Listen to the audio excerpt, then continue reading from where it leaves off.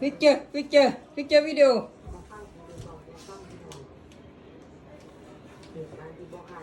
เฮ้ยบุญไหว้กันเบิดหรอพี่น้องเอ้ยบุญไปอีกแล้วเดี๋ยวบุญสิมาบอกนะคะเดี๋ยวนั่งเดินไปก่อนว่าเหตุการณ์เก่งมากจังไหน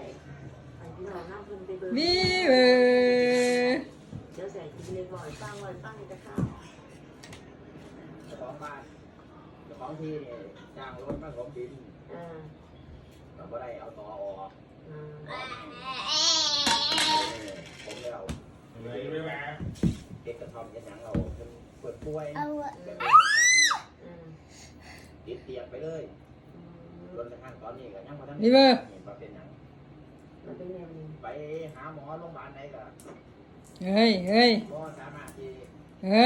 โรคได้เอ็กซเรย์ของไหนก็คือเอามีโรคก็มีไข้ก็เป็นยังมา